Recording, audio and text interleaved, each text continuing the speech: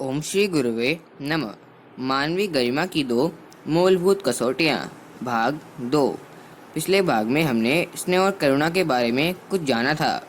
आगे का भाग कुछ इस प्रकार है। वरन दुखियों की सहायता की आकांक्षा, अपना समय और धन लगाने की, स्वयं कष्ट सहकर दूसरों को सुविधा पहुंचाने की प्रवृत्ति भी उत्पन्न होती है। यह परिचितों से ही संबंधित नहीं होती, वरन अपरिचितों तक भी दौड़ती है, जिनसे किसी प्रकार का प्रत्युपकार होने की आशा नहीं। उनके प्रति भी सहायता करने का यह भाव करुणा कहा जाता है। इसमें पिछड़ों को सहारा देने, गिरों को उठाने, उठतों को बढ़ाने का भाव निहित है।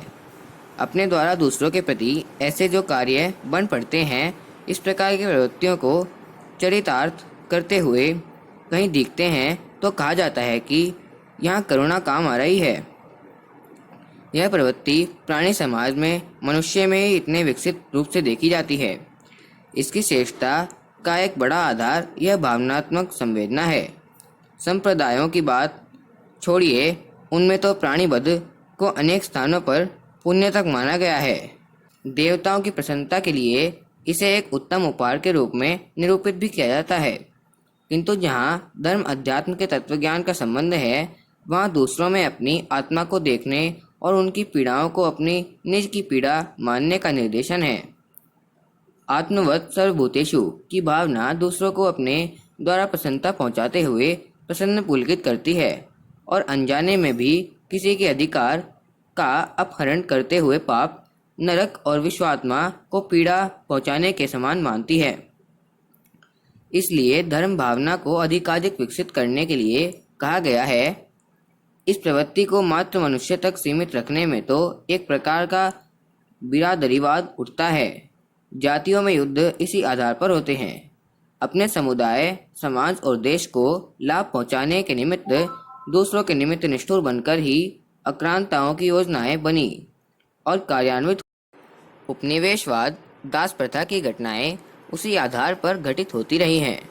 ऐसे कृत्य मानवता की मूल प्रेरणा का उल्लंघन करके ही हो सकते हैं।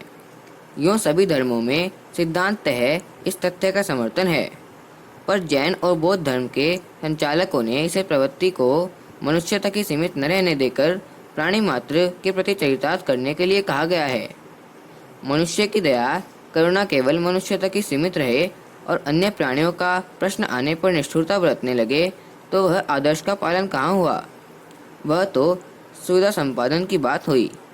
चूँकि अन्य प्राणी बदला नहीं ले सकते, उतनी अच्छी तरह बचाव भी नहीं कर सकते, इसलिए मानवीय न्याय पुस्तकों में उसे दंडनीय अपराध भी नहीं माना गया है।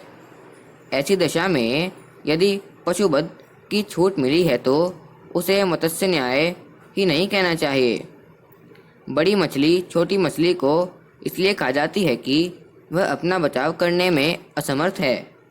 बड़ी मछली भी अपने से बड़ी पर आक्रमण नहीं करती और न उसे खाने की योजना बनाती है। इसमें दया या करुणा का वरन विवशता है। विवशता असमर्थता को संयोग से जिन आक्रमणों में सफलता नहीं मिलती, उन्हें स्नेह या करुणा का रूप नहीं दिया जा सकता। अखंड ज्योति, मई 1991, पृष्ठ 50। ओम शांति।